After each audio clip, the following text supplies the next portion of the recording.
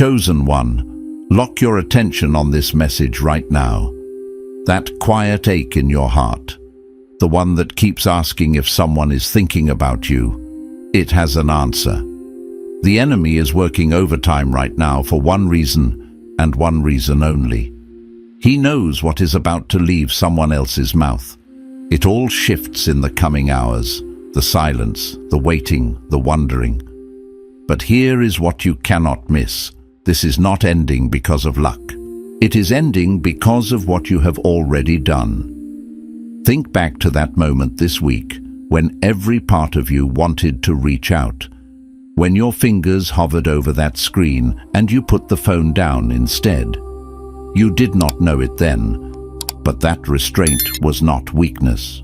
That silence was a signal to heaven. That one decision rewrote the entire script. You did not push them away, you pulled them in. Something redirected every distraction you had today just to bring you to this moment. So anchor your spirit, because what I am about to speak over your life is not a suggestion, it is a verdict.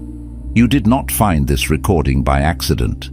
The algorithm did not bring you here. The Holy Spirit did. This is a divine appointment scheduled before the foundations of the earth. You are standing at the edge of a confession that is already forming in someone else's heart. Stay until the very last second of this message. In the next few minutes, I'm going to hand you the exact spiritual decree that confirms why this person cannot get you off their mind. I am going to walk you through the zero compromise audit so you can see precisely where your silence became your greatest weapon. And at the end, I am going to give you the declaration that seals this season and opens the door to what is coming. Do not click away. Your future self is begging you to stay, because if you leave now, you leave before the confession. You leave before the breakthrough you have been praying for finally has a name attached to it. I know what the last 72 hours have felt like. The atmosphere has not just been quiet, it has been charged. Like something is building just beneath the surface of everything you can see. Maybe you have been scrolling through their name in your phone without pressing call, feeling something in your chest that you cannot quite translate into words. Or maybe you woke up at 3 in the morning this week with them on your mind, so clearly it felt like they were standing in the room. Or perhaps you have been going through your ordinary day and something, a song, a place, a passing thought, stopped you cold and made you wonder if the connection between you is more alive than you have been allowing yourself to believe. You feel suspended, like you are living in the space between what was and what has been promised, like everyone else has moved forward, and you are still standing in the hallway, waiting for a door to open. And in that hallway, the enemy has been whispering a very specific lie. Listen to your thoughts. He has been telling you that the reason this person has gone quiet is because they have moved on. He keeps replaying that moment when you chose not to respond, not to chase, not to fight for the connection. That moment when you decided your peace was worth more than their reaction. That moment when you let them walk without calling them back. The accuser has been telling you that was the moment you lost them. He has been telling you that your silence read as indifference, that your stillness looked like rejection, and that because of that moment, the door between you has closed permanently. But I need you to hear what the scripture actually says about this moment. Proverbs 21:1 says, "The king's heart is in the hand of the Lord. Like the rivers of water, he turns it wherever he wishes." Listen to that promise. He turns it wherever he wishes. You were never responsible for moving that heart. That was never your assignment. Your assignment was to stay positioned, to stay silent, to stay clean. And you did. The Most High has that heart in his hand right now, and he is turning it. You are not in a cycle of being forgotten. You are in a conclusion where being found becomes inevitable. The heaviness you have been carrying is not the weight of rejection. It is the weight of something enormous gathering itself before it moves. It is the tension in a bowstring right before release. You think the moment you chose silence was the moment you lost your chance. You think walking away from the urge to beg, to explain, to chase, you think that was defeat. Let me reframe your reality right now. That was not a mistake. That was the move that changed everything. That silence is what made you unforgettable. That stillness is what separated you from every other voice competing for their attention. And now, in the quiet you created, the truth about how they feel about you has had room to grow louder than anything else in their life. A confession is forming. Stay silent. Stay ready. Stay here. What you just heard wasn't entertainment. It was confirmation. And if you're ready to go deeper, the Chosen One's blueprint will show you exactly why God separated you before birth, why the attacks came so early, and what He's unlocking in this season. You'll also get the full audiobook version and a powerful bonus, activating your prophet mantle for those carrying a prophetic fire they haven't yet learned to release. The link is waiting in the first pinned comment, but not for long. Now let that settle, because what I'm about to walk you through is not a list of things to do, not a series of action items to check off, nor a strategic plan for human manipulation. It is a revelation of things already done, an unveiling of divine patterns, an ancient tapestry being unfurled, revealing the intricate threads woven by the master weaver before time began. These aren't future possibilities for you to strive for, but present spiritual realities that are simply waiting for you to recognize and receive.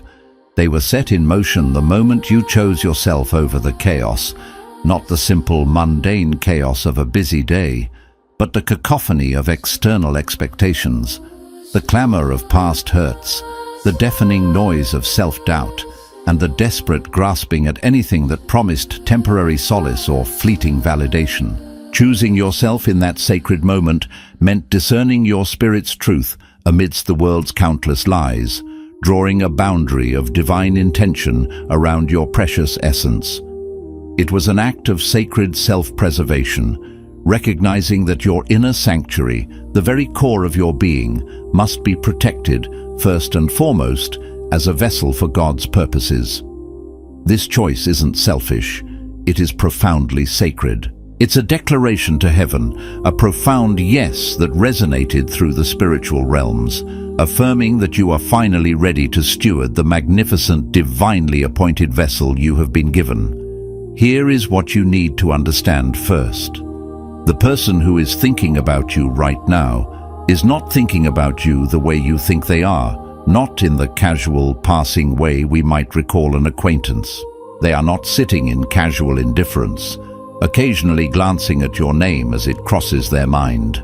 No, they are utterly occupied by you. There is a profound difference between a thought that merely floats through the mind, like a distant cloud on the horizon, and a thought that takes up undeniable residence, settling in, refusing to be dislodged, echoing in the quiet chambers of their being. This person cannot evict you, no matter how many times they have consciously or subconsciously tried to rationalize, to distract themselves, or to push your image away. You have become involuntary for them, a constant, undeniable hum in the background of their thoughts, a silent, persistent echo in their own solitude. And that happened not because you pursued them relentlessly, not because you clung desperately or strategically maneuvered for their attention. It happened because at the critical, divinely appointed moment, you released them completely. You surrendered your grip on the outcome, freeing yourself from the anxiety of control, and in doing so, you purified the connection. That sacred release created a profound spiritual vacuum, and nature, with its unwavering laws of cause and effect, and heaven, with its divine principles of order, both abhor a vacuum. So the space you left, the energetic void created by your intentional relinquishment, has not remained empty. It has been filling, slowly but undeniably, with everything they suppressed, everything they denied, everything they were not ready to admit until the silence you created. That holy, unyielding stillness made it utterly impossible for them to ignore. Their own deepest truths, their unacknowledged feelings, their deepest desires, all those things they could easily bury beneath the noise of daily life, now had no choice but to rise to the surface. Your silence became a powerful, inescapable mirror. But here is where it goes deeper, far beyond superficial understanding. Most people profoundly misunderstand silence. They treat it like absence, like a void where nothing exists. They think quiet equals withdrawal, that pulling back means pulling out, that ceasing communication is a sign of giving up. But spiritual silence is not passive. It is not inert. On the contrary, it is one of the most active, potent, and transformative things a person called to this kind of assignment can possibly do. Think deeply about the prophet Elijah under the juniper tree, as recorded in 1 Kings 19. He had just performed one of the most powerful and public demonstrations of divine fire in all of Scripture on Mount Carmel, challenging and defeating the prophets of Baal. He was at the peak of his prophetic power, yet immediately after, he ran. He fled into the wilderness, sat down under a solitary broom tree, and prayed for death. He was in a state of profound exhaustion, both physical and spiritual, a deep desolation that follows such mighty battles. He stopped speaking because he had nothing left to say. He stopped performing miracles. He stopped producing visible results. And what happened in that raw, vulnerable, desperate silence? An angel came, not with a rebuke for his fear, not with a reminder of his failures or a list of tasks he still needed to accomplish, with bread, with water, with the tender, compassionate words, "Arise and eat, because the journey is too great for thee." Heaven did not condemn his silence. Heaven moved into the silence Elijah created. It was in that sacred stillness that divine sustenance was provided, not just for his body, but for his soul, preparing him for the next, equally profound encounter with God in the whisper. And just as surely, heaven has been moving into yours. That seemingly empty space, that period of quietude you've been experiencing, is not abandonment, it is fertile ground. Perhaps not with visible angels and physical bread, but with subtle nudges, unexpected moments of profound peace, divine downloads of clarity, a renewed sense of self-worth, and a quiet, unshakable assurance that you are seen, known, and intimately cared for. These are the spiritual provisions for your journey, strengthening you for what lies ahead, even when you feel the most depleted, even when all you can do is simply be still. This brings us to something most people miss entirely, a subtle yet seismic spiritual truth, and I need you to receive it carefully, with an open heart and discerning spirit. The restraint you practiced this week, the intentional holding back, the conscious choice to operate from a place of peace rather than reaction, the moment you put the phone down instead of sending that impulsive message, the moment you chose not to explain yourself despite the burning desire to be understood, the moment you decided that their understanding was not, in fact, your responsibility. That was not just emotional maturity. It was not merely self-control. That was a profound, active, and powerful act of faith. And faith, the scripture tells us in Hebrews 11:1, is the substance of things hoped for, the evidence of things not seen. Which means what you did was give tangible substance to the very thing you've been believing for. You made it real in the spirit before it ever showed up in the natural realm. You literally funded the miracle with your discipline. You underwrote the breakthrough with your quiet resolve. Most people, when faced with uncertainty or longing, spend their faith through anxiety, through frantic overthinking, and they unwittingly delay their breakthrough through excessive over-explaining, trying to control a narrative that is meant to be divinely authored. You did neither. You held your position, you stood firm in your truth, you maintained your peace. And that unwavering positioning, that sacred stillness, is precisely what God is now honoring. He is honoring the trust you demonstrated, the strength you cultivated in silence, and the sovereignty you reclaimed. Now, once you understand that foundational truth, you are ready for this, for a deeper unveiling. There is a spiritual law that most people know in theory, perhaps as an intellectual concept, but very few ever truly activate in practice, to their detriment.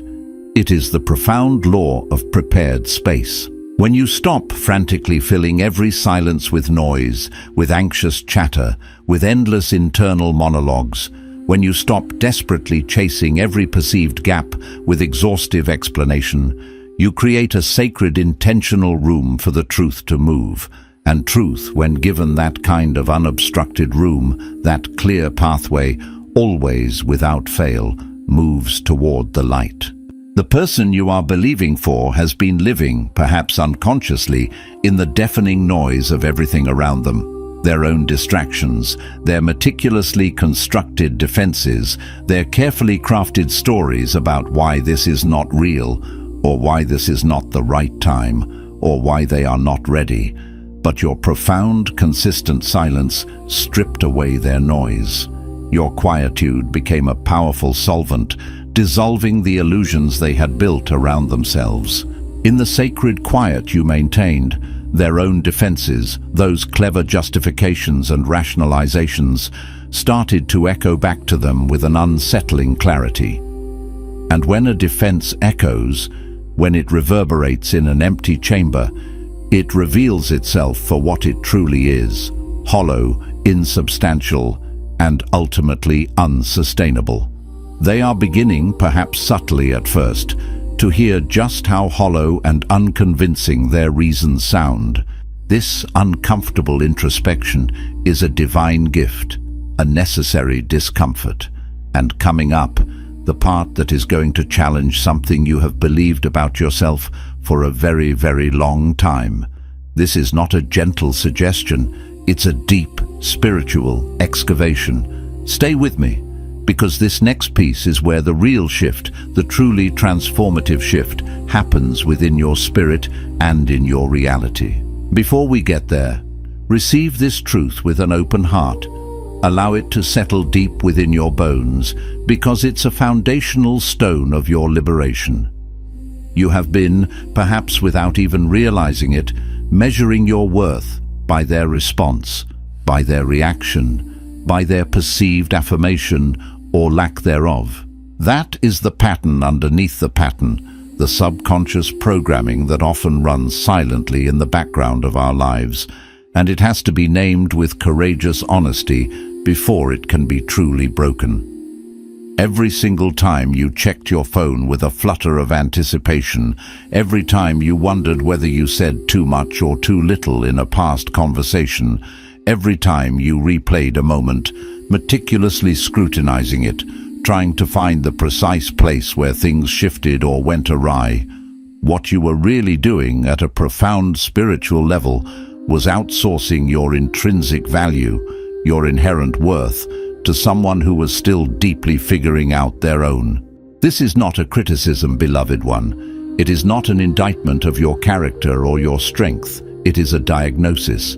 And diagnoses are not given to condemn. They are given with profound compassion, to illuminate the root cause, to bring clarity, and ultimately to heal. The liberating truth, the undeniable reality, is this: your worth was never housed in their response. It was never dependent on their timeline, their availability, or their capacity to understand. Your value was sealed, decreed, and eternally established before you were even conceived. The scripture says in Jeremiah 1:5, "Before I formed you in the womb, I knew you. Before you were born, I set you apart." That means your value is pre-response.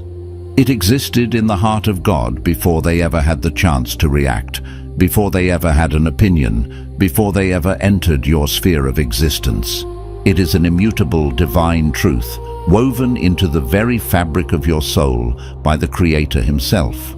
And when you fully, truly, profoundly receive that revelation, when it sinks from your head into your heart and becomes an active knowing, something transformative shifts in how you carry yourself, not with arrogance, not with haughtiness or a false sense of superiority, but with an unshakable, profoundly settled peace. The kind of peace that is so deep, so rooted, so unhurried, so completely unshaken by external circumstances or opinions that everyone around you can feel it, can sense its profound, anchoring presence, including them. This peace becomes a silent, potent testimony to a worth that transcends their opinion, a completeness that is self-sustaining, and it has an undeniable, gentle, yet powerful, gravitational pull. And this leads us to something that works at a level most people never think about, a subtle spiritual dynamic that often goes unnoticed, yet wields immense power. There is an unmistakable energy that emanates from a person who has stopped needing a particular outcome, who has released their desperate grip on a specific result. It is not coldness, it is not distance or aloofness, it is completeness. It is the quiet confidence of a soul anchored in its own divine sufficiency. And completeness, beloved one, is magnetic in a way that need never is. Need, when it is desperate and clinging, paradoxically repels the very thing it reaches for. It creates a subtle, energetic pressure, a push that unconsciously signals a void, an attempt to fill an internal lack with an external solution. But wholeness, that radiant completeness, draws without effort, without strategy, without manipulation, without maneuvering. It simply is, and in its being, it attracts alignment. When you stop chasing, when you cease to desperately pursue, you stopped broadcasting that frequency of need, that signal of lack, and in its place, you began to radiate something entirely different, something far more potent, something they could feel even across the silence, even through the vastness of distance. It is the frequency of someone who knows, deeply and unshakably, who they are, whose identity is rooted in the divine, not in external validation. And that profound, resonant frequency has been reaching them. That frequency, that undeniable essence of your transformed being, is what has been waking them up at night. Not mere nostalgia for what was, not a fleeting habit of thought. No, it is the felt, undeniable presence of someone who carries something profoundly real, something authentic, something divine that their own spirit recognizes and inexplicably yearns for. A soul-level recognition that bypasses logic and defense, stirring their consciousness to confront the truth of the connection. But let me challenge you with something, a piercing truth that must be confronted for your full liberation. As powerful as all of this is, as true and resonant as every word has been within your spirit, there is still a subtle, often hidden part of you that is holding a timeline. There is still a part of you that has given this sacred thing a quiet deadline, an unspoken expiration date, a season after which you have subconsciously decided you will accept the silence as permanent. You will declare the possibility dead. And I want to address that part directly, because that part, though born of weariness and longing, is not faith. That, my dear one, is a negotiated faith. And negotiated faith, though it might appear to trust, secretly whispers, "I trust you, God, but only until this specific date, only until this particular point, only until I run out of my own perceived endurance, or until my human logic can no longer rationalize hope."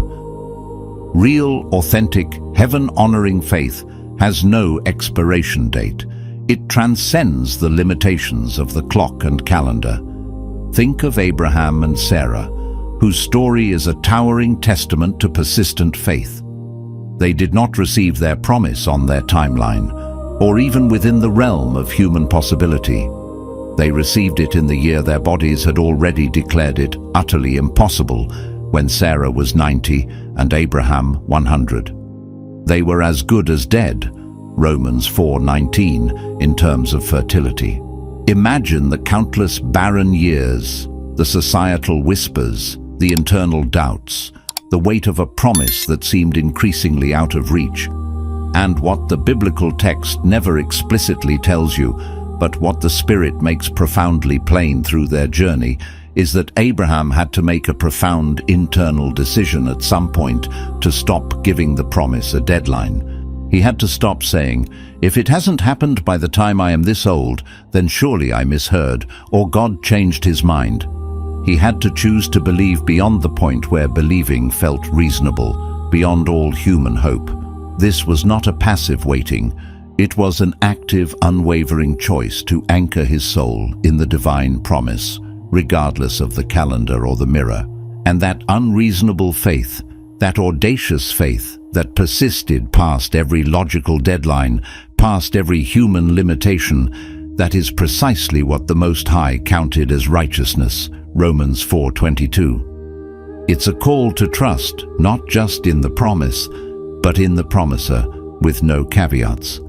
And what's coming next will likely surprise you, shaking loose any remaining misconceptions you might hold. Because the thing I'm about to lay before you is the layer beneath everything we've already uncovered, the profound hidden truth, and it's the one most people are not prepared to see, let alone accept.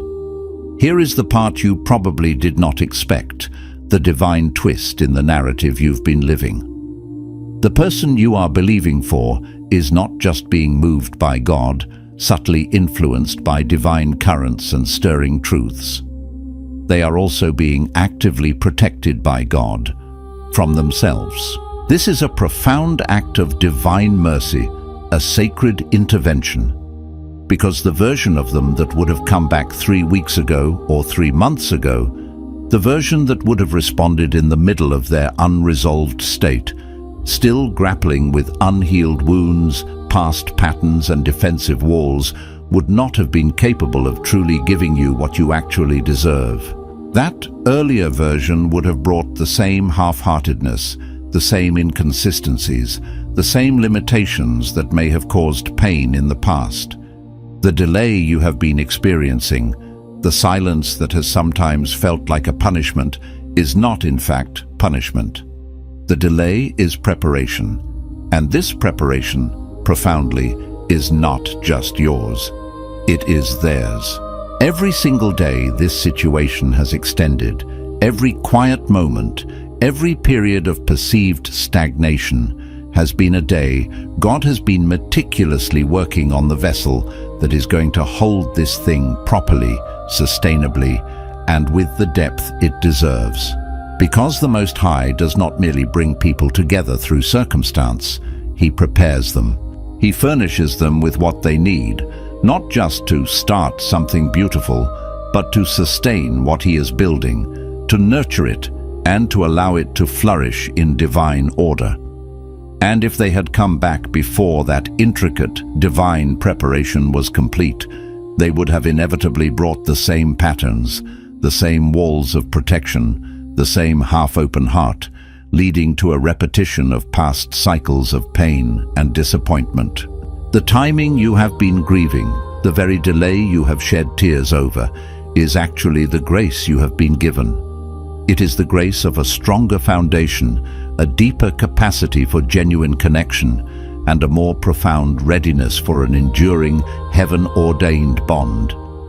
It is God protecting your future and theirs, ensuring that when the connection finally manifests, it will be complete, whole, and capable of holding the sacred trust. And yet, there is something beneath even that.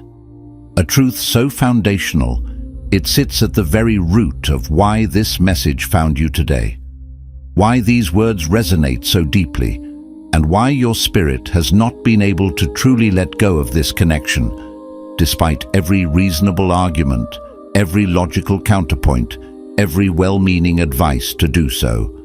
Here is the unexpected, liberating truth. The reason you cannot release this fully, The reason that deep knowing persists is not because you are weak. It is not because you are emotionally attached beyond what is healthy or caught in a debilitating obsession. No, it is because somewhere deep in your spirit, in the quiet, uncorrupted chambers of your soul, you know this is not finished. You know the profound difference between a chapter closing definitively and a book ending its entire narrative. You know the difference between a door shutting with an irreversible finality and a door merely being held, waiting for the opportune moment of its divine reopening. And that knowing, that quiet, unshakable inner witness, that profound resonance within your spirit, is itself a potent form of prophecy. It is the spirit inside you, the very breath of God within your being, bearing witness to what the Spirit of God has already declared in the unseen realms. The accuser, the enemy of your soul, wants desperately for you to call that knowing a delusion. He wants you to diagnose your persistent faith as mere desperation, to shame you into relinquishing your divine assignment. But desperation grasps, it begs, it forces, it manipulates, it clings with frantic energy. You, beloved one, have not done any of that. You have held. You have waited. You have honored the sacred boundary between your assignment, your part in trusting and preparing, and His part in orchestrating the divine timing and outcome. And that profound distinction is everything. What you are carrying is not obsession, a draining and consuming force. It is assignment, a divine directive, a sacred trust from heaven, and you have been faithful to it, even in the silence, even in the waiting, even when you felt unseen. This is where the real transformation begins, where the chains of misunderstanding fall away and you step into the fullness of your spiritual sovereignty. Because once you truly understand that the waiting itself has been the most profound, essential work you could possibly do, you can finally stop apologizing for still believing. You can stop questioning why you haven't moved on the way others told you to, the way societal norms dictate. You can stop measuring your healing by how thoroughly you've been able to forget, by how completely you've erased the memory of this connection. Because you were never supposed to forget. You were never meant to superficially gloss over this profound experience. You were supposed to trust.